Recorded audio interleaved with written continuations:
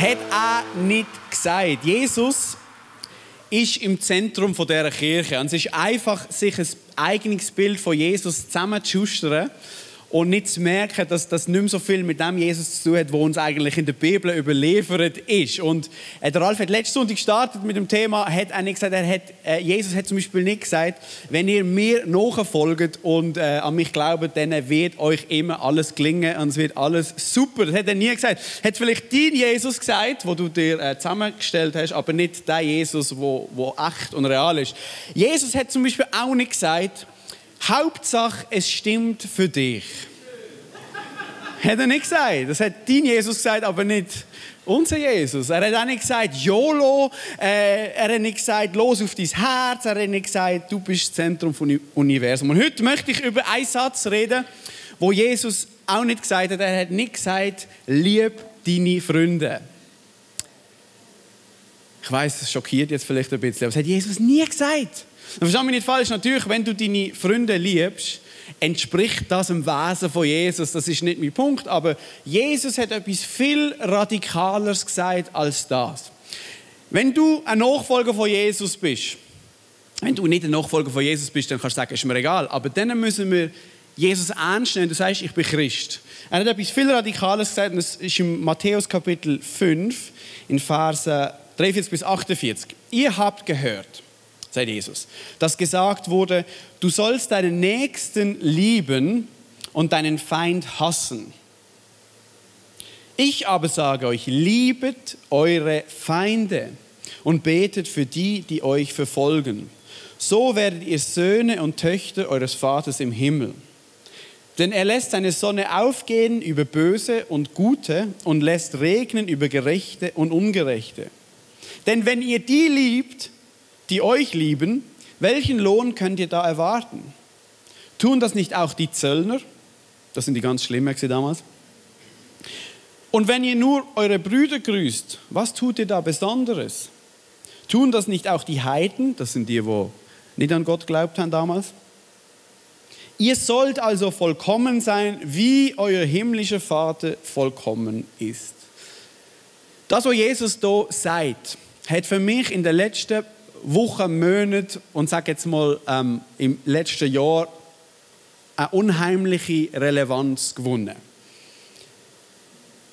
Ich glaube, ich muss niemandem von euch sagen, dass wir in einer Zeit leben von der Polarisierung und von der Spaltung. Oder? Die Gesellschaft spaltet sich, Familien spalten sich, Freundschaften gehen auseinander, sogar die Spaltung geht durch die Kirche durch. Und ich weiß nicht, wie es dir geht, aber ich habe auch das Gefühl, dass der allgemeine Umgangston miteinander härter geworden ist und liebloser geworden ist.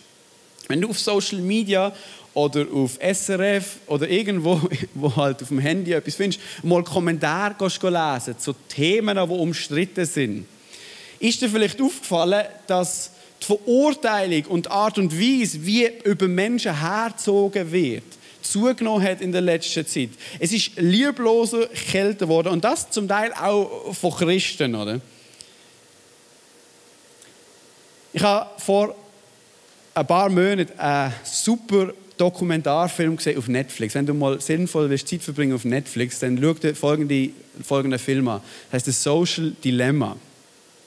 Es behandelt das Thema von den sozialen Medien und die These von dieser Serie oder von dem einen Film ist es, dass die sozialen Medien, dass ein Nebeneffekt von denen ist, dass die Spaltung und die Trennung von der Gesellschaft vorangetrieben wird. Und das ist nicht, weil die Macher von Social Media das böse meinen oder extra machen, sondern das ist ein übler Nebeneffekt davon. Vielleicht ist dir auch schon aufgefallen, dass wenn du auf Facebook oder Instagram bist oder YouTube, halt all die Kanäle, dass du personalisierte Werbung zugeschaltet bekommst.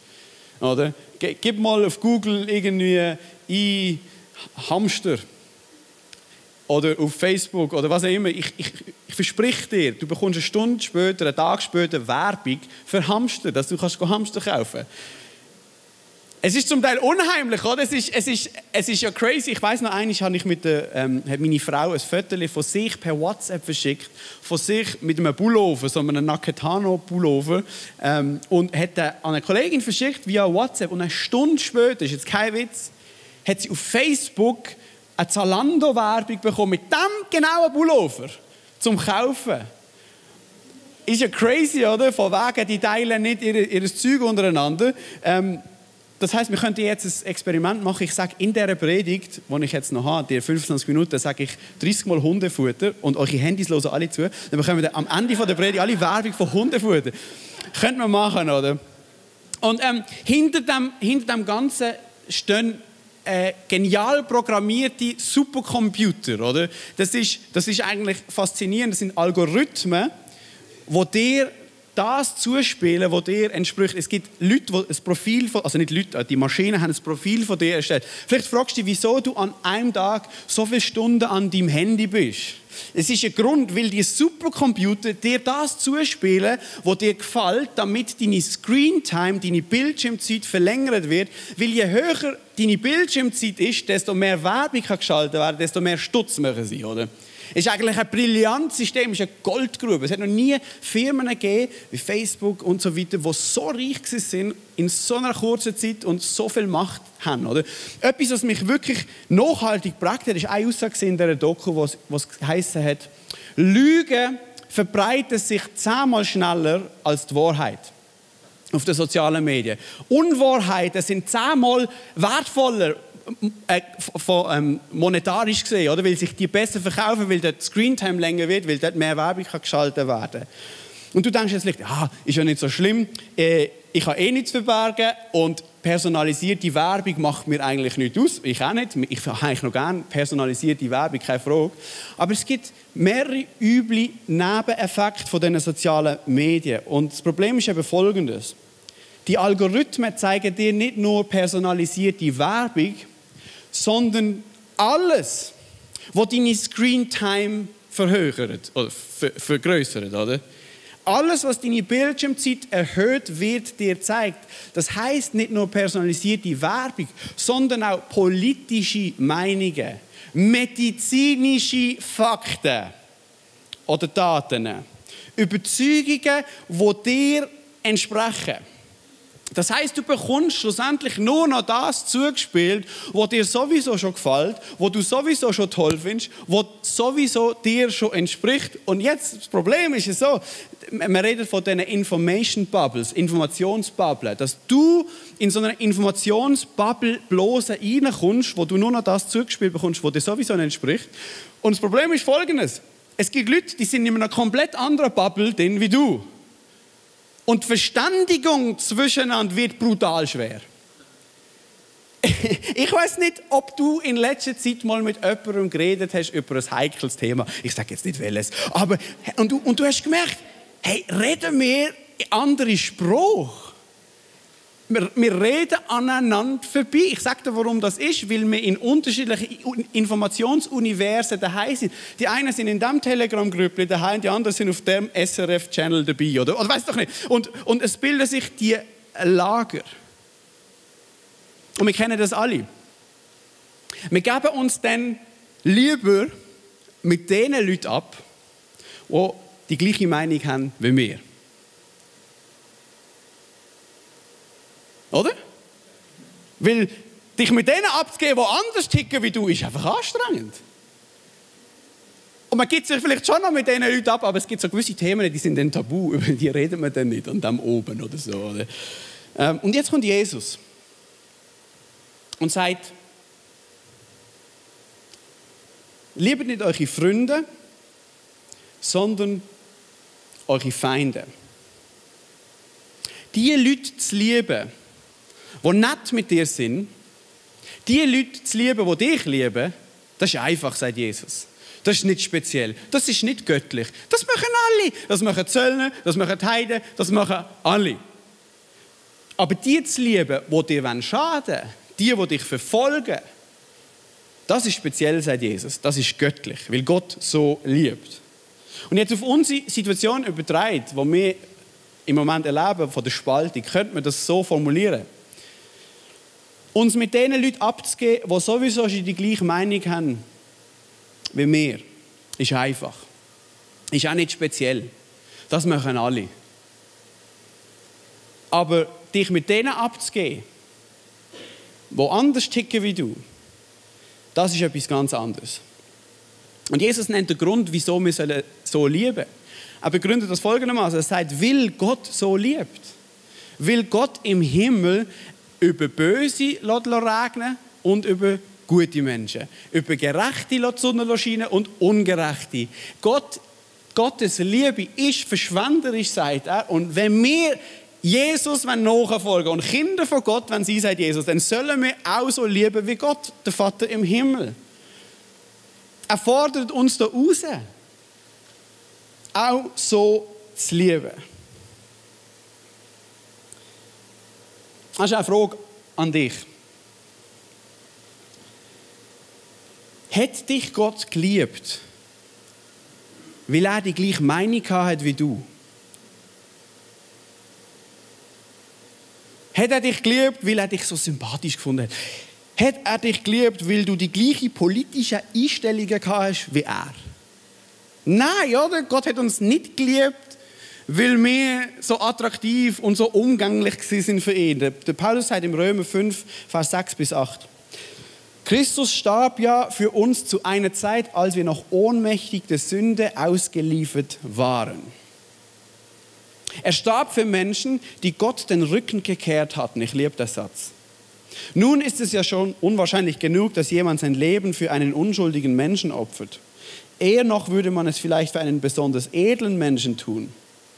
Und jetzt kommt das Zentrum von unserer guten Botschaft. Gott hingegen beweist uns seine Liebe dadurch, dass Christus für uns starb, als wir noch Sünder waren. Ich liebe das.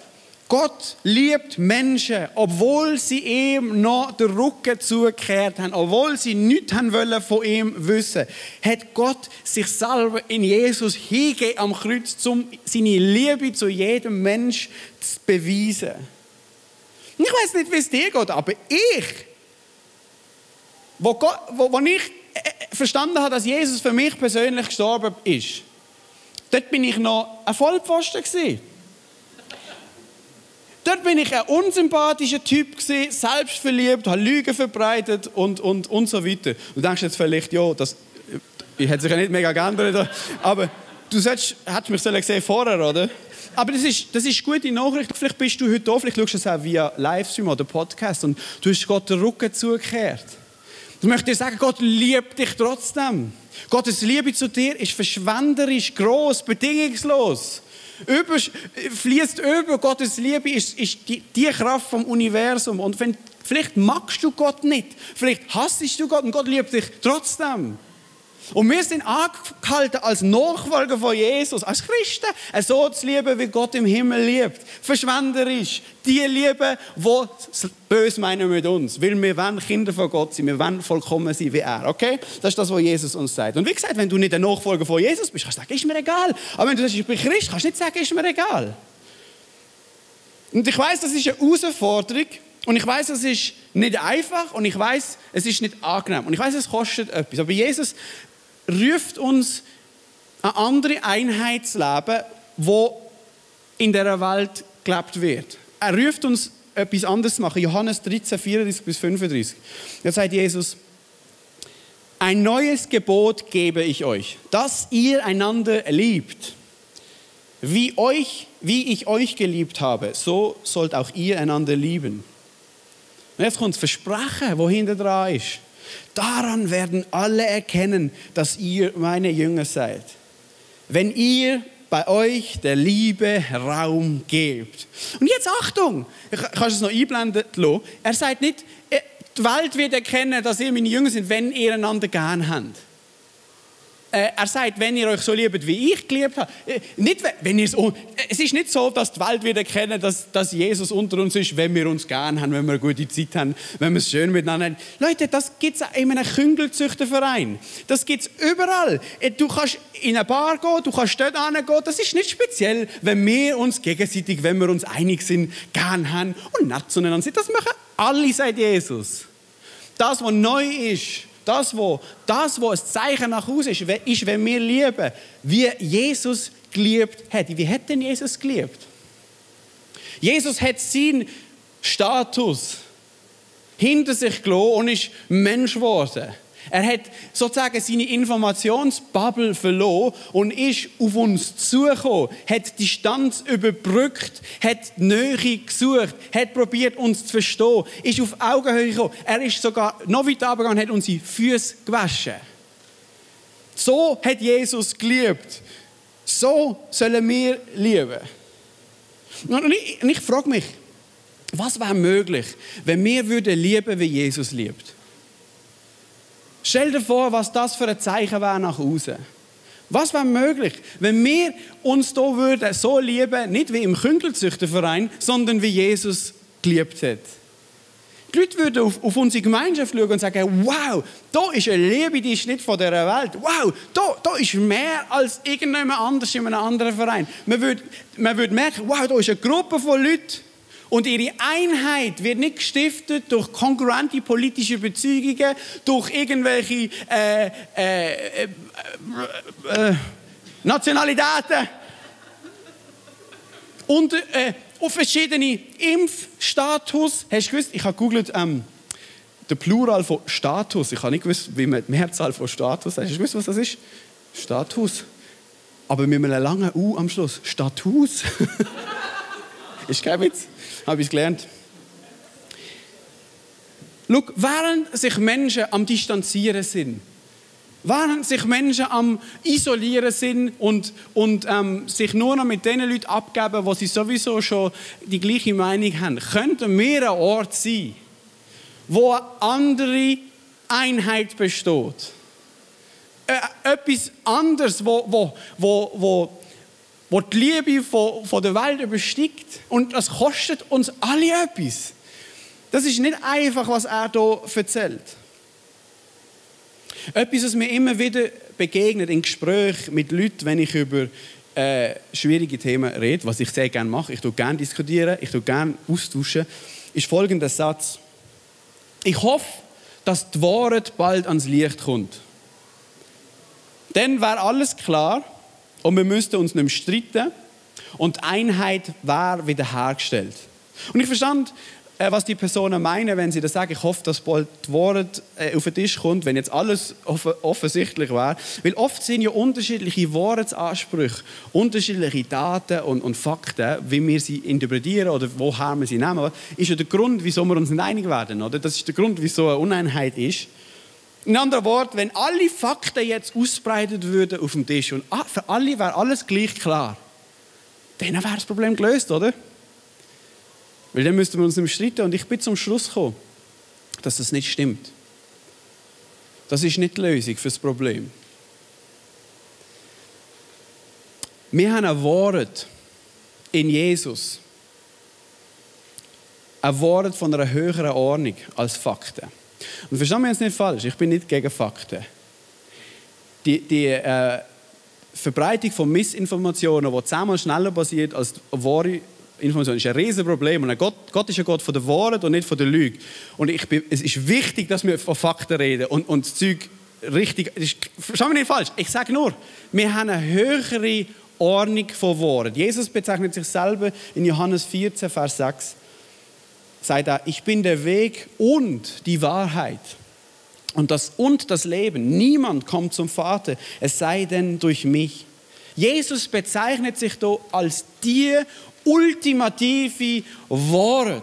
Er ist die Wahrheit. Und es hat mich so berührt, als ich das gelesen habe. Letztens habe ich die Kreuzigungsgeschichte gelesen im Johannesevangelium, ein paar Kapitel später von diesem Vers.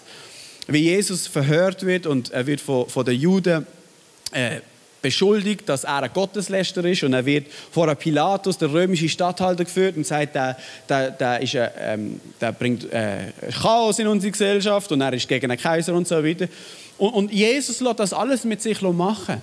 Du musst das mal lesen. Jesus schwiegt, wenn er angeschuldigt wird. Er lässt das über sich ergehen. Und das hat mich so berührt, die Vorstellung. Ich meine, wir gehen davon aus, dass Gott Mensch geworden ist und als Jesus auf dieser Welt rumgelaufen ist. Und die Vorstellung, dass der Schöpfer von Himmel und Universum, wo alle Macht hat, sich hingibt und das mit sich machen lässt.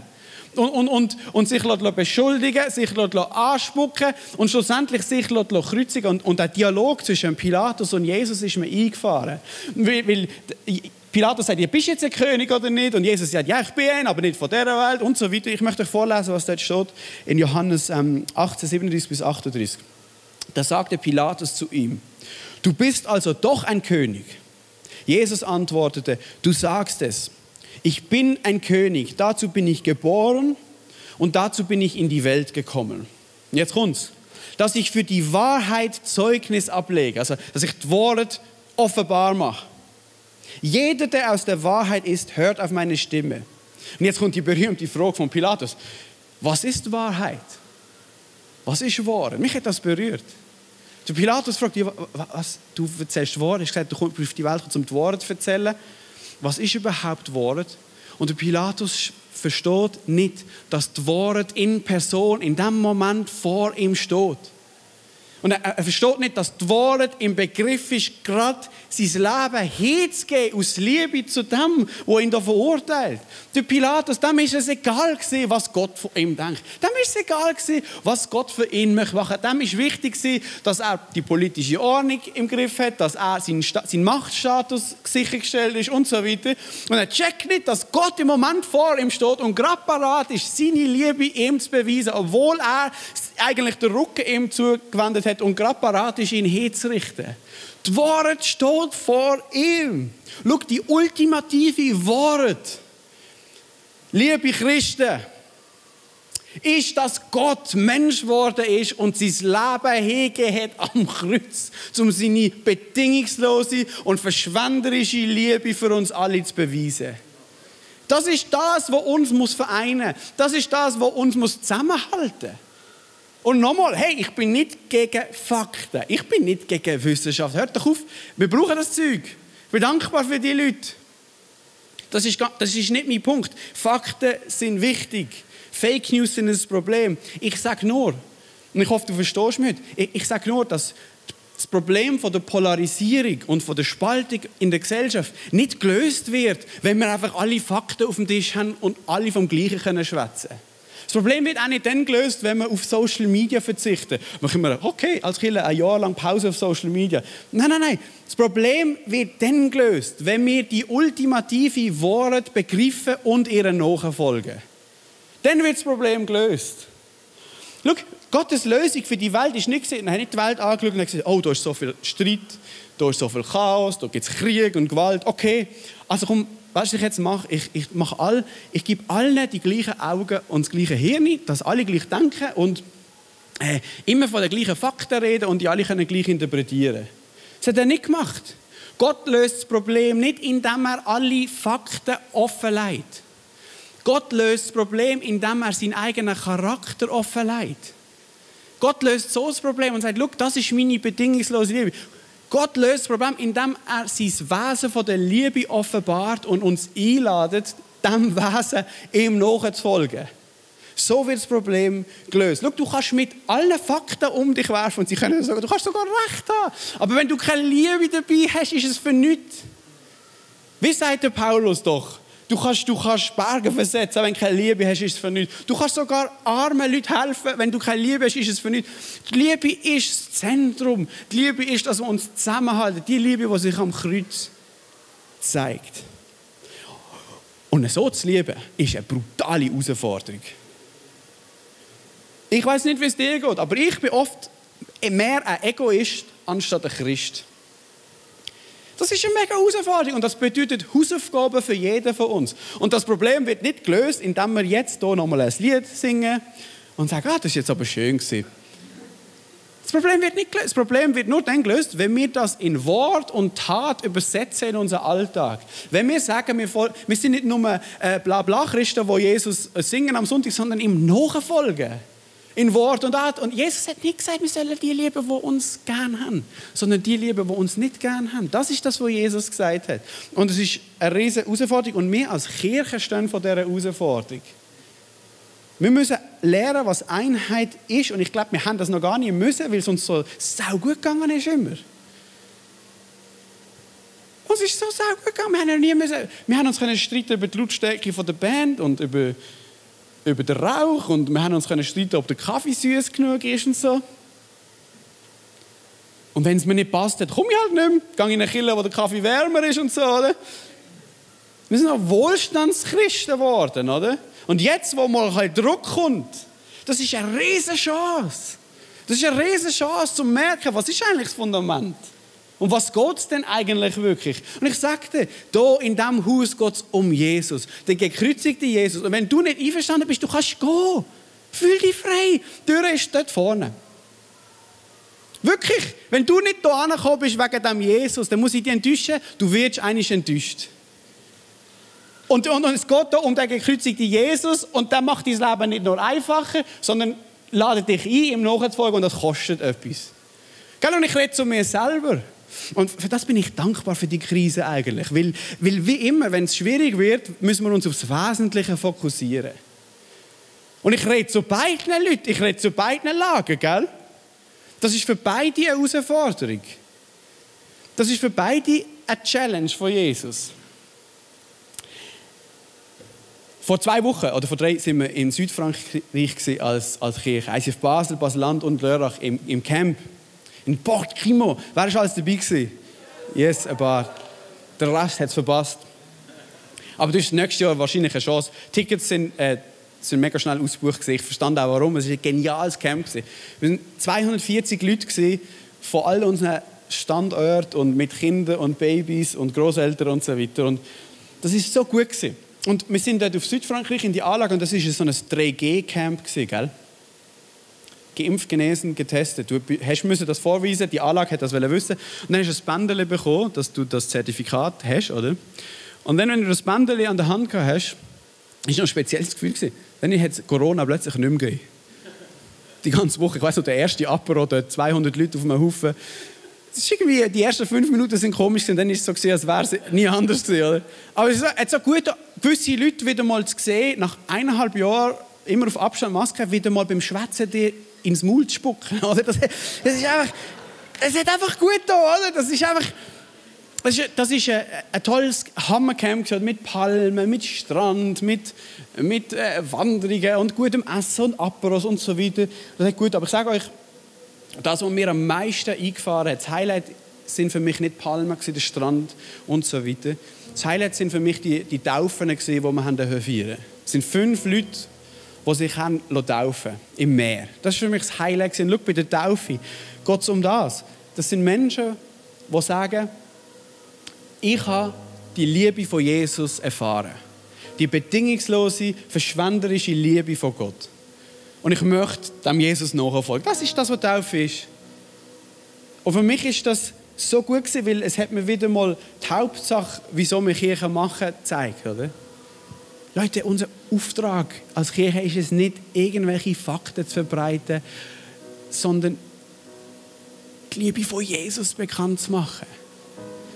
Das ist unser Auftrag. Und das können Leute aus beiden Lagern. Ich bin so frustriert über Menschen, die nicht mehr kommen. Von beiden Lagern. Ich bin so frustriert und sage, hey Leute, wir haben doch den gleichen Jesus. Unsere Einheit muss doch grösser sein als irgendwelche 3G-Regeln. Unsere Einheit muss doch grösser sein als ein Strand oder Palmen oder gute Aperos. Das sind doch alles Sachen, die können sich wieder ändern. Das kann doch nicht sein, dass so etwas, was sich so schnell ändert, die Grundlage ist für unsere Einheit. Unsere Einheit ist der gekreuzigte Jesus, der sein Leben hingegeben hat. Und wo wir sagen, dann folgen wir nach, auch wenn es etwas kostet. Man kann sich über so viele Sachen den Kopf einschlagen. Und es ist ja gut, man soll ja streiten über Fakten. Das ist ja alles in Ordnung. Das ist nicht mein Punkt heute Morgen. Ich sage nur, lass uns die Hauptsache bleiben. Das ist die Liebe von Gott, die wir zelebrieren und bekannt machen. Und wir müssen das lernen als Kirche. Stell dir vor, was möglich wäre, wenn wir so würden lieben, wie Jesus uns geliebt hat. Stell dir vor, das würde Leute predigen als jede Predigt. Das wäre einflussreicher als jedes Album, das wir rausbringen. Wenn wir könnten die Liebe untereinander leben und demonstrieren. wo Jesus für uns gehabt hat.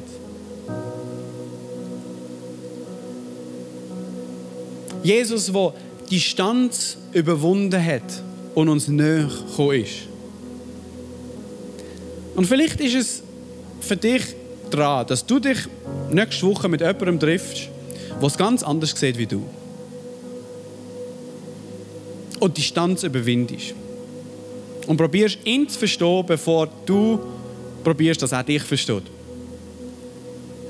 Und ich sage nicht, man kann nicht diskutieren und streiten, aber verstehst du? Wenn die Nähe mal da ist, dann geht das viel einfacher. Dann können wir über Sachen austauschen. Aber das von Fernen übereinander reden und Social Media gequaseln in den Kommentaren, das ist Gift. Das ist Gift, das uns auseinandertreibt. Und Gott ist nicht der, der uns auseinandertreibt, sondern er bringt Einheit. Aber auf dem richtigen Fundament, oder? Vielleicht bedeutet das für dich, dass du dich einmal mit jemandem abgibst, nachher, wenn alles fertig ist, hier vorne beim Kaffee, mit jemandem, den du gar noch nicht kennst. Ganz ein einfacher Schritt. Nicht zu denen gehst, die du sowieso schon gut hast, sondern vielleicht jemand, der noch nicht dabei ist. Kostet etwas, ja. Aber Jesus hat gesagt, es kostet etwas im Nachfolgen. Stell dir vor, was möglich wäre. Ich möchte dir 2 Gebete mitgeben am Schluss, wo du beten darfst jetzt. Ich gebe dir ein paar Minuten und dann werden wir zusammen singen. 2 Gebete, wo du beten kannst. Das erste Gebet ist: Gott, zeig mir deine Liebe neu. Zeig mir, wie du liebst. Zeig mir das. Und ich bin sicher, wenn du das von Herzen betest, wird er dir das zeigen. Nicht vielleicht gerade jetzt, aber vielleicht schickt er dir morgen einen ganz mühsamen Mensch und dann kannst du es lernen. So funktioniert es, oder? Erstes Gebet: Zeig mir deine Liebe neu. Und das zweite Gebet ist: Hilf mir, Gott, deine Liebe in Wort und Tat zu leben. 2 Gebete, wir brauchen Gott. Zeig mir deine Liebe neu und hilf mir, deine Liebe in Wort und Tat so zu leben in meinem Leben. Gebet für dich, auch für dich daheim. Und du kannst einen Moment ehrlich werden mit Gott.